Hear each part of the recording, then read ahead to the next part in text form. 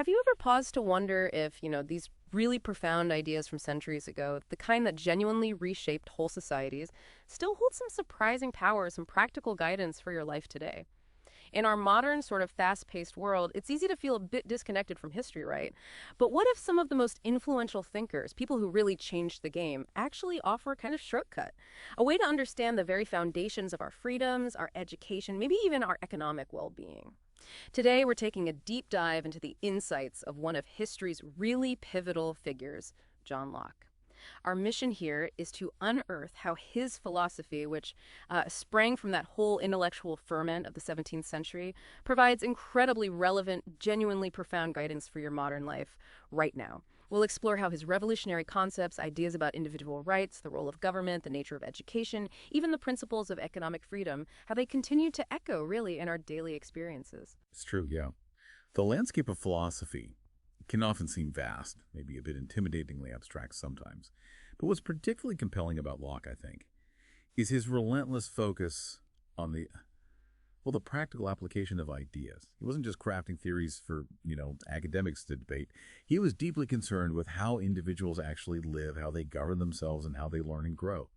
So our core mission for this deep dive is exactly that, to extract the most important nuggets of knowledge from our sources on Locke's philosophy, to distill those principles, and importantly, to show how they can help you navigate contemporary challenges and maybe even seize opportunities in your own life.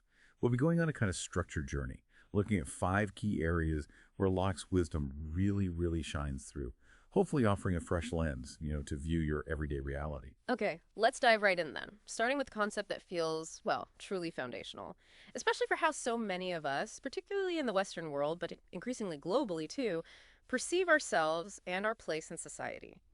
I'm talking about personal freedom and responsibility. Locke's ideas here aren't just academic points, are they? They feel woven into the very fabric of our expectations about liberty. He famously introduced this powerful concept of natural rights. Could you maybe break down what these are and why they were just so revolutionary at the time? Yeah, absolutely. What's truly fascinating about Locke's assertion is that individuals possess natural rights, specifically life, liberty, and property. And the key thing is these weren't abstract legal concepts or some kind of privilege granted by a monarch, out of kindness. Locke argued they were inherent. You possess them simply by virtue of being human, by being a rational being. Now, this was a profoundly radical departure from the prevailing worldview of his era, which, let's remember, often upheld the divine right of kings, this idea that a monarch's authority and any rights people had flowed directly from God. Locke completely flipped that script. He argued rights originated not from above, not from the state, but were intrinsic to the individual. Intrinsic, so built in, essentially. Exactly. Built in. And this meant that every single person, regardless of their social standing, their birthright, their wealth, had a fundamental, unalienable claim to these protections. This concept, it remains a bedrock, really, of liberal democracies and the whole discourse around human rights even today. And it's precisely because it places the individual, with their inherent dignity and moral agency, right at the absolute center of moral and political consideration. Not the state, not some collective. It fundamentally shifts the burden of proof, too. If the state wants to infringe upon these rights, it has to provide an exceptionally compelling justification. It can't just assume automatic authority. Think about how this underpins modern debates. Every time a government policy is scrutinized for potentially overstepping individual liberties, whether it's digital privacy, data ownership, even public health mandates versus bodily autonomy, Locke's idea of inherent rights is silently, powerfully at play.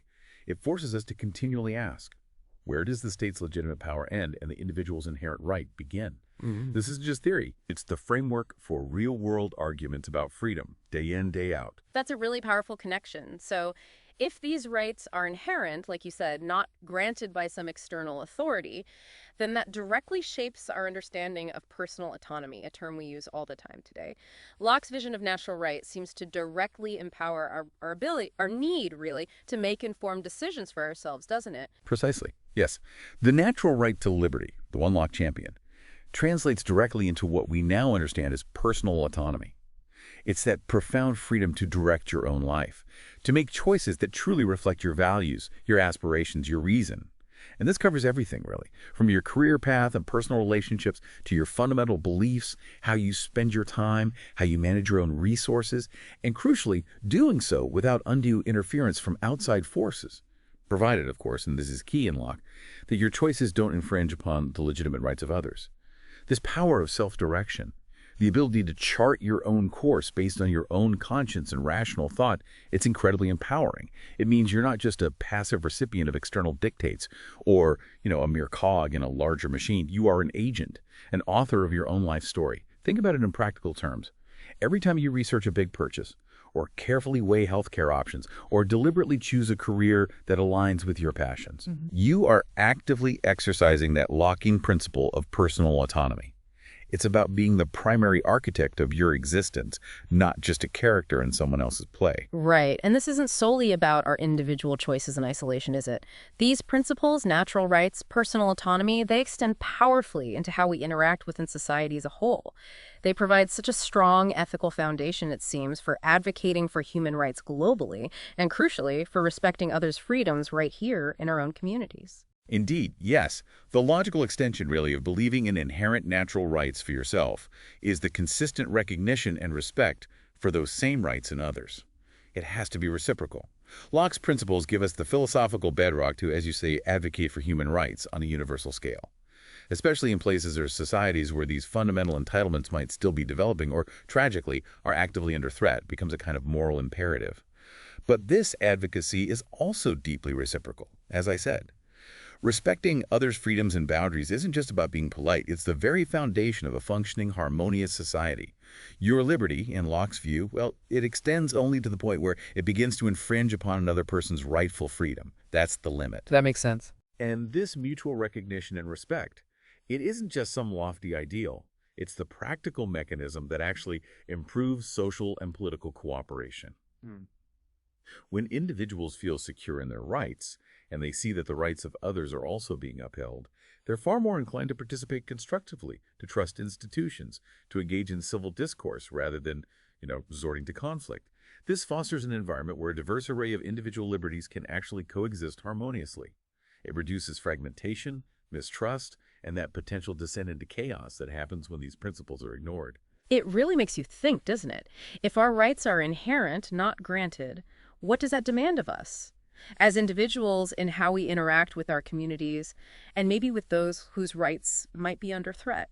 This reciprocal nature, rights and responsibilities, it also extends powerfully into how we deal with different perspectives in society, how we accommodate difference. Which brings us directly to Locke's pretty groundbreaking views on tolerance. Beyond the individual's inherent rights, Locke also tackled this fundamental challenge. How can diverse people, maybe with deeply conflicting beliefs, actually live together peacefully? Yeah, and if we're talking about that challenge, living together with different viewpoints, Locke was remarkably progressive. I'd even say visionary for his time. He was a really ardent advocate for religious tolerance, and that stance was nothing short of revolutionary back then. You have to remember, 17th century Europe was scarred by just relentless religious strife, wars, widespread persecution. People were literally killing each other over sometimes quite nuanced theological differences. It's hard to imagine sometimes. It is. And Locke's profound argument was that the state, the government, should not and could not legitimately enforce religious conformity, nor should it persecute individuals for their private beliefs as long as those beliefs didn't pose a direct, tangible threat to civil order. That was the key caveat. This was a radical departure from the norm, which was usually state-sponsored religion. And it directly laid the early groundwork for pluralistic societies. Pluralistic societies. Okay, so what does that actually entail, and why is that idea so vital for stability, do you think? Well, a pluralistic society, it's much more than just different groups happening to live near each other. It signifies an active establishment of legal frameworks and societal norms that guarantee equal standing under the law for all citizens, regardless of their religious, cultural, or ideological affiliations. Think of constitutional protections for freedom of speech, freedom of assembly, or just the very structure of a secular government that doesn't privilege one religion or belief system over another. It's the institutionalization of respect for difference, where the diversity of beliefs isn't just, put up with, but ideally understood as a potential source of strength. It leads to a society robust enough to accommodate a multitude of truths without fracturing into conflict. And this idea is absolutely vital for societal stability. History shows pretty clearly, I think, that attempts to force uniformity inevitably lead to oppression, dissent, maybe even rebellion. Allowing for difference within a framework of shared civil law and mutual respect cultivates a far more peaceful, prosperous, and, frankly, innovative society in the long run. And that profound idea, religious tolerance, it seems to have demonstrably expanded in our modern world, hasn't it? It feels like it's no longer confined just to matters of faith. It seems to have broadened into a much more comprehensive respect for diverse beliefs, cultures, and lifestyles. Absolutely it has. Locke's foundational argument for tolerance has definitely expanded far beyond just the religious realm in contemporary society. Today, we see it manifest as a powerful call for respect for diverse beliefs, cultures, and lifestyles. And this means actively acknowledging, valuing, maybe even celebrating the vast array of personal choices, identities, ways of life that characterize our increasingly globalized world. It covers everything from recognizing and appreciating different cultural traditions, food preferences, artistic expressions, to embracing varied gender identities, sexual orientations, even neurodiversities. The underlying Lockean principle stays consistent, though. Fundamental difference should never be a legitimate cause for condemnation, discrimination, or marginalization. Instead, it should be an invitation for understanding and, ideally, appreciation. This requires recognizing the inherent dignity in every individual, regardless of how their life choices might diverge from your own, or from what you perceive as the majority. This recognition is absolutely essential, I believe, for building truly inclusive, equitable, and cohesive communities in the 21st century. So, listening to that, it sounds like this isn't just about passive acceptance or sort of indifference, is it? This kind of robust tolerance seems to push us toward a more active stance. Specifically, maybe pushing against dogmatism and actively promoting genuine dialogue over conflict. That's a really crucial distinction, yes. And it goes right to the heart of why Locke's idea of tolerance is so vital and, frankly, so demanding. True Lockean tolerance isn't indifference. It's an active principle that vigorously pushes against dogmatism. Dogmatism essentially is that rigid, unquestioning adherence to unproven beliefs or doctrines. It often fuels intolerance because it operates from the assumption that one's own truth is the only truth. There's no room for alternatives or new evidence. Right, that closed-mindedness. Exactly. And Locke, by championing reason, empirical observation, and experience as the basis for knowledge, which we'll get into, implicitly but powerfully challenges this kind of intellectual rigidity. So instead of dogmatism, his philosophy encourages dialogue over conflict. This means when you're confronted with different viewpoints, the primary aim isn't to silence or demonize or defeat the other side through force or intimidation.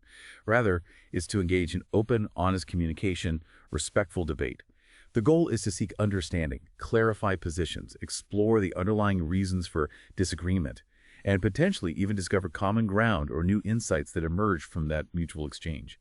This approach is profoundly practical and constructive for resolving differences. Think about navigating a tense team meeting at work, or a sensitive family disagreement, or even big societal debates. The ability to genuinely listen, to articulate your own perspective calmly, and to engage in a true exchange of ideas, that's what ultimately leads to resolution, innovation, and progress.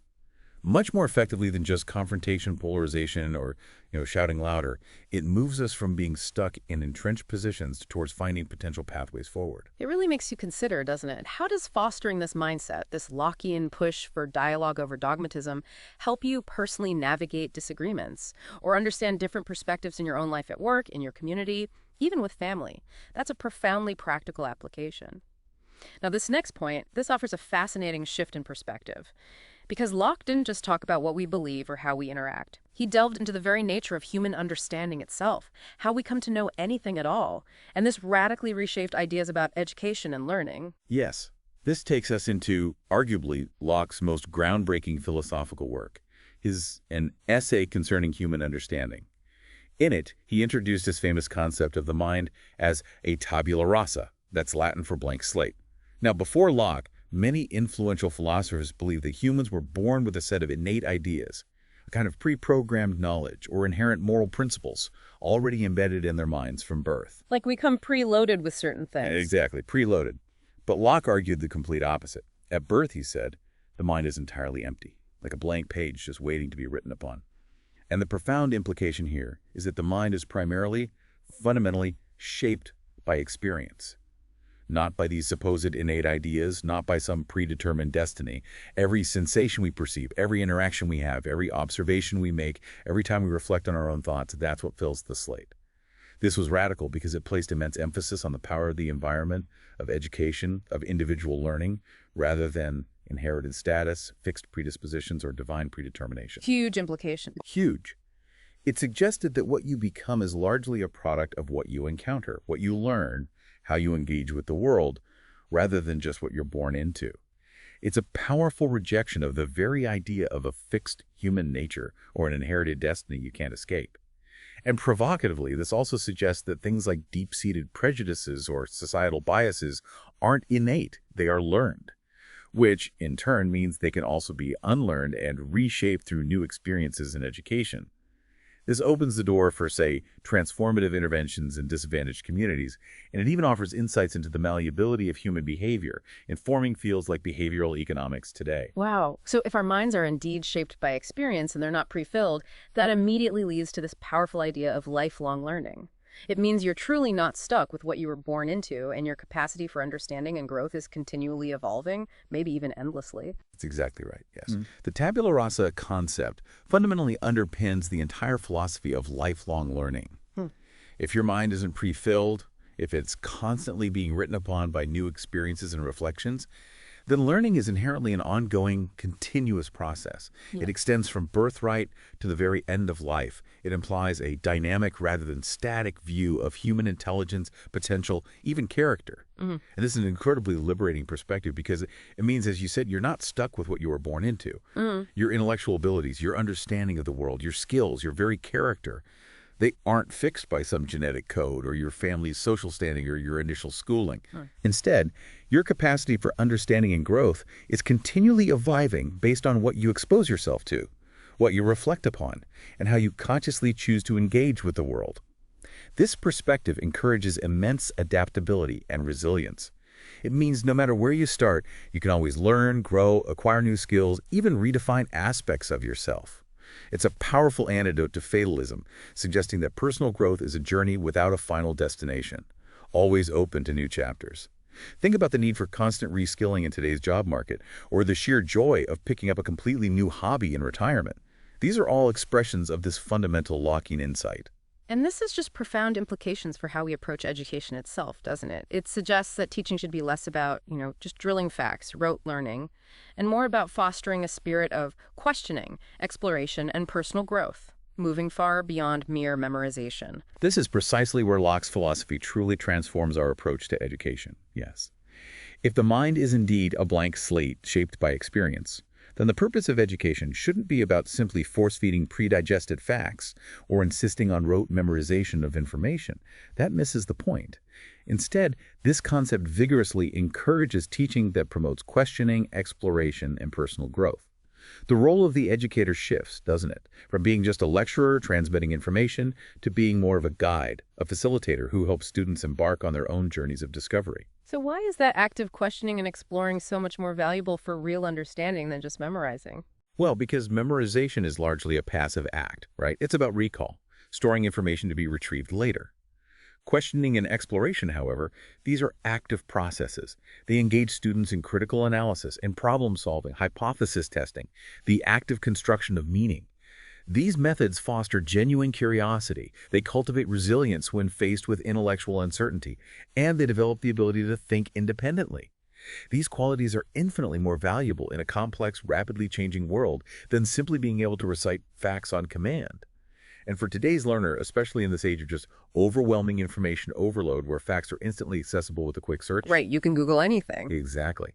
This Lockean perspective empowers you to critically evaluate sources, to discern truth from falsehood, and to continuously develop your understanding in a meaningful, deeply integrated way.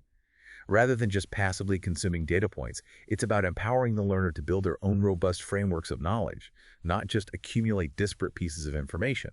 So the challenge for us listening now is how can you apply this blank slate mindset to actively challenge your own assumptions, maybe, or to fearlessly embrace new knowledge in your job or your personal interests? It seems it's about consciously choosing to learn, actively seeking out new experiences, not just waiting for information to land in your lap. Okay, and if we connect this to the bigger picture now, Locke's ideas about the individual mind, they seem to naturally extend to how individuals should be governed, which leads us directly to his pivotal views on the social contract. Yes, this brings us neatly to another cornerstone of Locke's political philosophy, the groundbreaking idea of a social contract. He fundamentally argued that government exists by the consent of the governed. Now, this was a truly revolutionary concept. It directly challenged those prevailing notions of monarchical rule, the divine right of kings we talked about. Instead of political power flowing downwards from a monarch appointed by God, Locke proposed that legitimate government power flows upwards, originating from the people themselves. He posited that individuals in a hypothetical state of nature possess natural rights, but they recognize the practical inconveniences, the potential for chaos in such a state, like having no impartial judge to settle disputes. Right, it could get messy. Very messy. So they rationally agree to form a government. But crucially, this government's purpose isn't just to rule or control people for its own sake. Its specific purpose is to protect our rights, our life, liberty, and property. This idea profoundly influenced the development of democratic systems worldwide. It provided the theoretical basis for representative government, the need for checks and balances on power, the principle of popular sovereignty.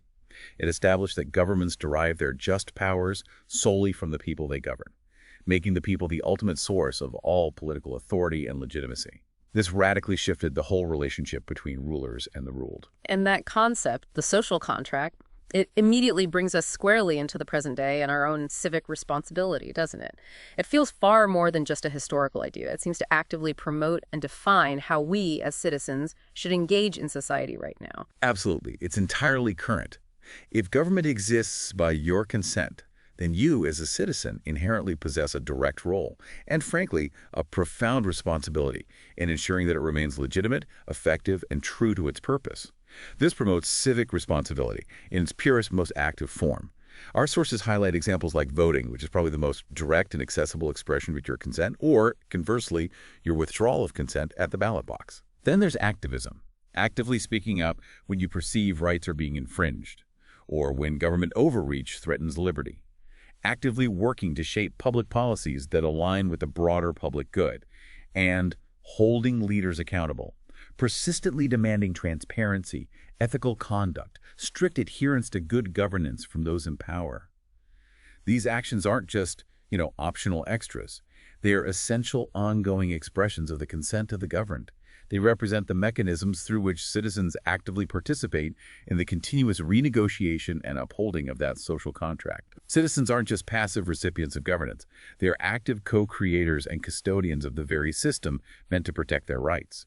Without that active, vigilant engagement, a government can easily lose its connection to the people it serves and, gradually transform from an instrument of protection into an apparatus of control. So that really reinforces Locke's core belief, then, that government should serve people, not control them. That's such a powerful distinction, and it raises a really important question for us today, doesn't it? It truly is a powerful defining statement, arguably the central tenet of Lockean political thought.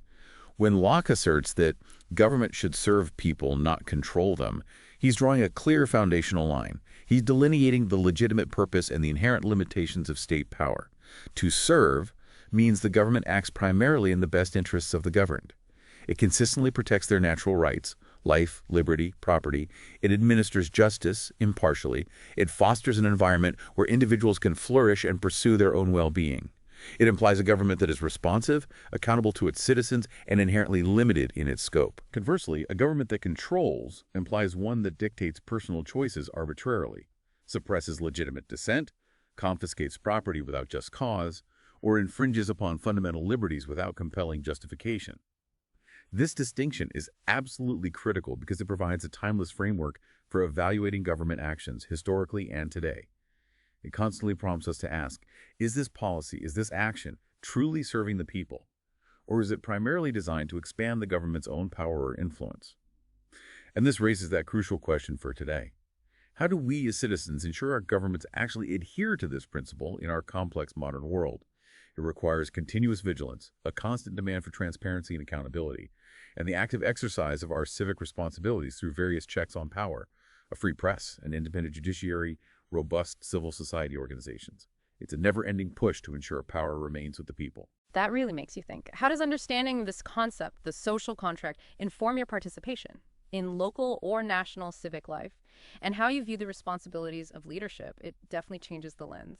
Okay, and finally, Locke's vision of a society built on individual rights and consent, it also had profound implications for how we organize our economies and pursue prosperity. Right. This brings us to another pivotal area where Locke's ideas just reverberate with incredible force even today: economics. He was a very strong proponent of private property rights. And this concept, it goes far beyond just owning a house or a piece of land, doesn't it? It feels like a much broader, more fundamental idea that truly laid the foundation for modern capitalism. Indeed it did. Locke's robust defense of private property rights was not only groundbreaking, but, as you rightly point out, absolutely foundational for the development of modern capitalism. His ingenious argument was that when an individual mixes their labor with something from nature like, say, tilling the soil to grow crops, or shaping raw materials into a useful tool, they infuse it with their own effort, their own creativity, their own time. By doing so, he argued, they make it their rightful property. Ah, okay. The labor adds the ownership. Precisely. The labor confers the right. This idea established a powerful moral justification for ownership that went far beyond just traditional inheritance or simple possession. It posited that individuals have a natural right not just to their physical person, but also to the fruits of their productive labor. And this principle became utterly critical for capitalism because it provides the essential security and incentive needed for economic activity. You can't be reasonably sure that what you produce or innovate or earn will remain securely yours. Well, there's very little motivation to work hard, take risks, innovate, or invest for the future, is there? No, not really. By securing the fundamental right to own and control one's property, whether it's land, goods, or even intellectual property like inventions and artistic works, Locke created the indispensable legal and philosophical framework. The framework within which free markets, entrepreneurship, and broad-based economic growth could actually flourish. It's about recognizing that individuals have a fundamental claim not just to their physical being, but to the products of their creative and productive efforts. And this concept, it still underpins contemporary debates, around digital property, data ownership, even land rights for indigenous populations. It highlights its enduring relevance and complexity. So what are the direct benefits for individuals that flow from protecting these property rights? Well, the direct benefits are truly immense. It fundamentally encourages ownership, giving people a deeply vested interest, a real stake, in their work, their assets, their futures. When you know the rewards of your effort are secure and belong to you, you're powerfully motivated to be more productive and efficient. Just makes sense. For this directly fosters productivity. Individuals are incentivized to create more value, work more efficiently, continuously improve their skills and methods, knowing they'll directly reap the benefits. Furthermore, it powerfully fuels innovation. When people can own the intellectual and material fruits of their labor, think patents, copyrights, the value of a unique business idea, they're driven to discover new methods, invent new products, develop new services, things that can address societal needs or create entirely new markets. Consider any entrepreneur or inventor throughout history. Their drive often stems from that desire to create something novel and to legitimately benefit from its success. Without secure property rights, that fundamental engine of economic progress would just grind to a halt. Why spend years inventing a life-saving drug, for instance, if someone else could just copy it instantly, or the government could seize all your profits without fair compensation? It's about empowering creativity by protecting its output. And this isn't just about individual gain or motivation, though, is it? This individual economic freedom, stemming from Locke's ideas, seems to translate directly into a much broader societal good. It helps individuals build financial independence, which then allows them to contribute to the economy in so many different ways. Absolutely. That's the profound elegance of this Lockean insight, I think. How it scales so seamlessly from individual aspiration right up to collective societal benefit. When individuals are genuinely empowered with secure private property rights, the ability to own the fruits of their labor, it directly helps individuals build financial independence. This means they acquire the means to support themselves, secure a future for their families, pursue their own chosen goals without being overly reliant on the state or others. They gain the autonomy to save, to invest, to start businesses, to accumulate wealth over time, which provides not just personal security, but enhances their overall liberty. And crucially, these financially independent individuals then contribute to the economy in a multitude of incredibly dynamic ways. Their innovation sparks entirely new industries, creates countless jobs. Their productivity increases the overall wealth and resources available to society, driving down costs, improving quality. Their active participation as informed consumers drives demand, stimulates further growth. It creates a powerful, virtuous cycle, where individual initiative and security, safeguarded by property rights, lead directly to collective prosperity. forming the very backbone, really, of a thriving, dynamic, free society. It's fascinating how it all connects. It really is. What's truly fascinating here is how Locke's seeming disparate ideas, his arguments about inherent individual rights, his revolutionary understanding of the mind, his principles for just governments, his insights into property, how they all meticulously weave together into a deeply coherent and powerful framework for a flourishing society. It really does bring us full circle, doesn't it? Demonstrating how these foundational principles, articulated centuries ago, remain profoundly relevant and actively shape modern life in ways we often just take for granted. It truly does. Yeah. When you bring it all together like that, John Locke's philosophy, far from being some dusty relic, offers such incredibly practical, empowering guidance for us as modern individuals. It equips us first to stand up for our rights and freedom, to recognize and assert that inherent worth and dignity that's ours just by being human. It profoundly encourages us to think critically and value education, understanding our minds are capable of endless growth, discovery, maybe even unlearning old biases. It urges us to respect others' beliefs and choices, fostering a more tolerant, inclusive, collaborative world where dialogue, hopefully, triumphs over dogma. And it serves as a powerful reminder to engage constructively in society and politics. Understanding our consent and active participation are what make governments truly just, accountable, and, oriented towards service. Ultimately, Locke's wisdom gives us a robust framework to build better lives through personal responsibility and growth, emphasizing our own profound agency in shaping our destinies and contributing to the common good. And this leads us, perhaps, to a final provocative thought for you to ponder. Building on these remarkable Lockean insights, given his profound emphasis on the mind as a blank slate, a realm continuously shaped by the power of experience, how might we, today, in our information, rich, constantly evolving modern world, how might we actively and intentionally cultivate environments in our schools, our workplaces, our communities, even our own homes, that genuinely promote critical thinking, foster true intellectual exploration, and ignite ongoing personal growth, rather than just encouraging the passive absorption of an overwhelming, sometimes confusing torrent of information? It's a challenge, isn't it? To move beyond simply being shaped by the world, to actively engaging with it, and in doing so, shaping ourselves.